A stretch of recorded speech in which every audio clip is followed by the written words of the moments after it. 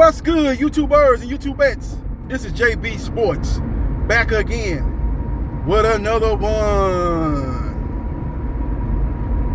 WBO welterweight champion Crawford,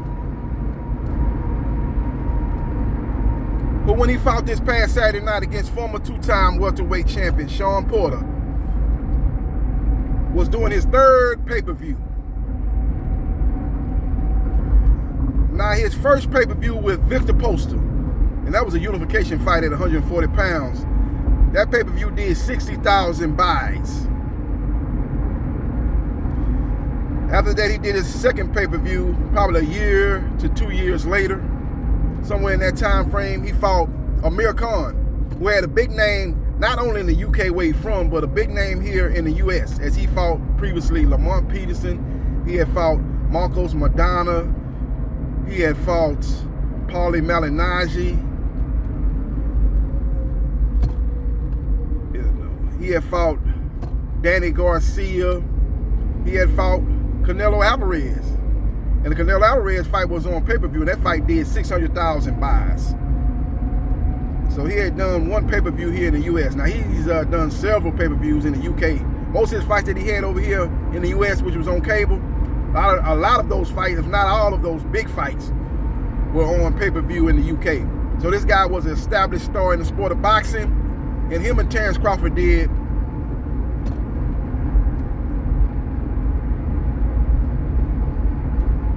$150,000 buys. Now the numbers have just came out between Terence Crawford and Porter. And the fight did 190,000 buys. That's where it's tracking toward, 190,000 buys. It's on ESPN pay-per-view.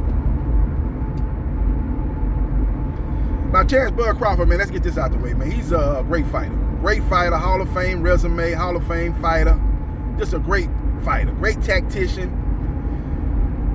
He's what you call a puncher boxer. Now, early on in his career, when he was fighting 135 pounds, he's more of a boxer-puncher. But since moving up to 140 and 147, he has turned into a puncher-boxer. Guy has a mean streak. I have him number one on my pound-for-pound list, ahead of Canelo Alvarez. Canelo Alvarez has been popped dirty in the sport of boxing. So that's a strike against him. But I'm just looking at the eye test. There's nobody as good as Terence Crawford. He has no weakness. Now, he gets hit a little bit at times, but that's because he's so aggressive offensively. He could basically fight on the back foot and box circles around a lot of these guys and make for an easy win, but a boring win as far as the fans watching the fight. He tries to make it exciting. He tries to put on great performances to get people to tune in to his next fight. And he does a good job in the aspect of putting on those dominant performances. But the problem is it's not translating into people wanting to see him at a high rate. And that's unfortunate. And I think it's going to affect the negotiations with Errol Spence Jr. Now, Errol Spence Jr. name has been prominently mentioned after Bud defeated Porter. Errol Spence Jr. was at the fight. Terence Crawford spotted him after the fight when the post-fight ESPN analyst was asking him about what he think he should be doing next after this great victory over Porter. And he was notified that Errol Spence Jr. was in the building. He basically told Errol, say, look here, man, what you doing at my fight? I thought you said you didn't go to my fights. I went to a lot of your fights. You never called me into the ring and have a face-off, any of those things, man. But now you showing up in my fight, basically mocking Errol Spence Jr. for showing up in his fights, especially after Errol Spence Jr. last fight against Danny Garcia, when asked about Terence Crawford in the post-fight press conference. He said, I don't know why Terence Crawford showed up to my fight, because I don't show up to any of his fights. And then you show up to his very next fight you show up to. Because I think that fight between Danny and Errol, that was after Terence versus Kell Brooks. So Terence Crawford brought that up and basically mocked Errol Spence Jr. Errol Spence Jr. was looking up on the big screen, and then him and his group got out of there and started leaving the arena. A lot of people say, oh man, why he leaving? He don't want no smoke with Terence Crawford. But I think Errol Spence Jr. was upset that Porter's daddy, Kenny, stopped that fight. It was a good fight up to that point. You could see the fight turning, in my opinion, about around 6. I had Terrence Bud Crawford up 6 rounds to 3, but I could see 5 rounds to 4 for Crawford. But he definitely was ahead before the knockdown. Some people said that it had Porter up.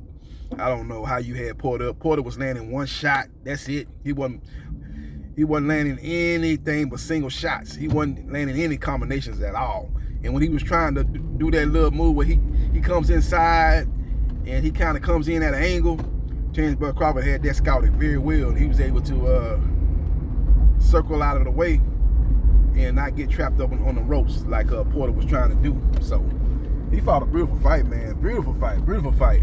Catching him with them hooks when he did come in, and then when Porter made the adjustment to ducking the hooks, he started catching him with the uppercuts to the chest, and he just fought a beautiful punch, man. Just a very, very, very accurate puncher, a very sharp puncher, and a very, very powerful puncher. That's just a lethal combination. Because when you talk about Floyd Mayweather Jr., he's a very accurate puncher, a very sharp puncher. His punches are so sharp that he does tame his opponents, that being Floyd Mayweather Jr., but he don't have the power that Terrence Bud Crawford has. Or he wasn't willing to sit down his punches. Floyd Mayweather was throwing punches and throwing them very sharp and accurately, but he was always in the back of his mind, okay, I'm gonna land this shot, I'm gonna get right back on my defense. Crawford, like, I'm gonna land this shot, I'm gonna land some more shots, and I'm gonna try to get you up out of here. That's the difference between those two guys, man. But Terrence Bud Crawford put on a beautiful performance, but it's just a shame that it's not translating into pay-per-view buys. And I think that's going to be a problem in the negotiation between him and Errol Spence Jr. Because Errol Spence Jr. versus Sean Porter did 350,000 buys.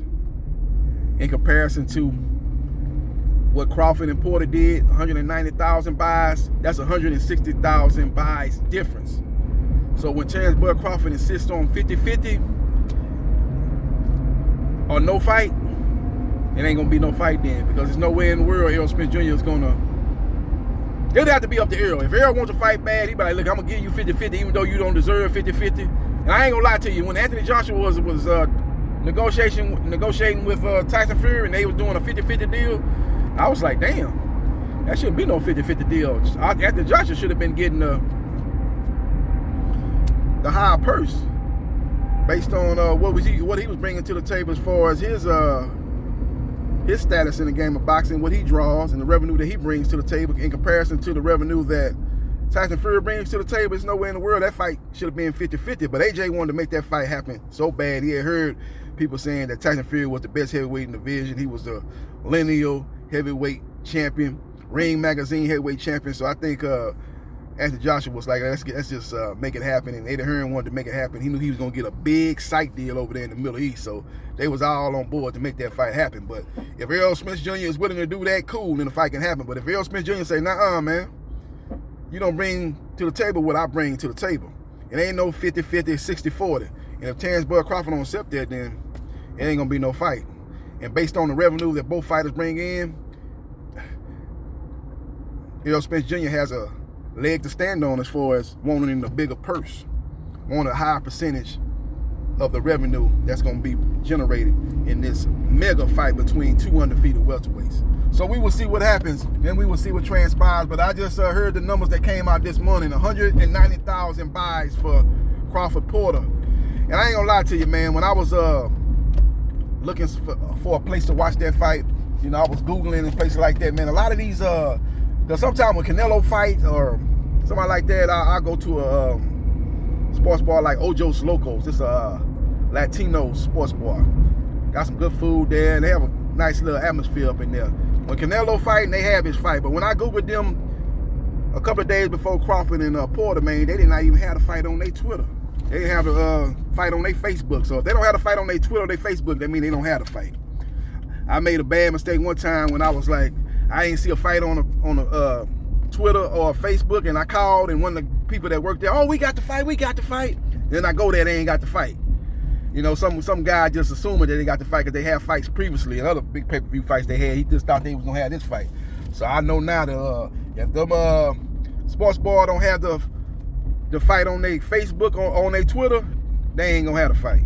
Don't even listen to no dishwasher boy or some waiter or some bartender, because they don't know what's going on. with all that being said, man, that fight was not at any of Ojos Locos' sports bars, and they got sports bars all over Houston, man, and they ain't have there. And a lot of these Latino sports bars didn't have it because you had 2 African American fighters. But I guarantee you, Floyd Mayweather Jr. was fighting Sugar Shane Mosley. Them Latino fighters, them Latino sports bars had that fight when Floyd Mayweather Jr. was fighting a non-Latino boxer. But he got the name. He got the name recognition. That's what Crawford don't have. He don't have the name recognition.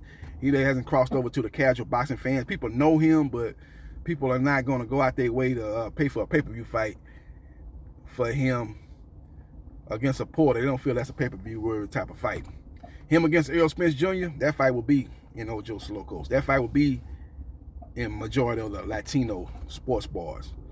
But Crawford-Porter or Crawford-Thurman, some fight like that, if that's the next fight, or even Crawford-Josh Taylor, I don't think that those fights going to be at any Latino sports bars here in Houston.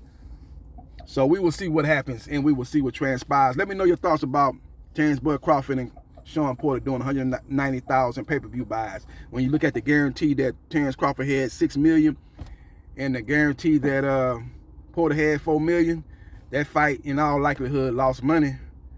So Bob Arum ain't gonna be shedding no tears that Terrence Bud Crawford told him after the fight that he's moving on into another direction. I don't think Bob Arum gonna be crying at all. He's gonna be like, okay, my mind setting up a fight between you and Josh Taylor, and that fight still can happen, you know, because Josh Taylor is affiliated with MTK, and Terrence Bud Crawford is affiliated with MTK, and Bob Arum promotes Josh Taylor, so that fight could still happen, and we'll see what happens, and we will see what transpires. But let me know your thoughts about Bud and Showtime doing 190,000 buys. Unfortunately, Terrence Bud Crawford didn't do a great job of selling the fight. He didn't do a lot of interviews. He basically did the bare minimum as far as doing interviews for this fight. And it was all about Porter selling the fight. Porter mentioned that, you know, when they had the virtual press conference, Crawford didn't even show up. He showed up a day later and did his own virtual press conference. Stuff like that did not enhance this fight, did not help sell this fight. It's a damn shame because we talk about the fighter, in my opinion, that's the #1 pound-for-pound fighter in the sport of boxing. And usually when that's the case, they're going to be doing way more than 190,000 pay-per-view buys. You look at Floyd Mayweather Jr., the pay-per-view buys he was doing over $1 million on the regular. You even look at Roy Jones Jr. when he was #1. When he did do a pay-per-view, he did way more than 190,000 buys. Did way more than that. Way more than that. He didn't do a lot of pay-per-view buys when he's at the peak of his prime. But when he did do a pay-per-view fight, it was doing way more than 190,000 buys. Best believe that. So that's a damn shame, man. But it is what it is in this day and time in boxing. Let me know your thoughts. And subscribe to JB Sports, the man, the myth, the legend. And I holla.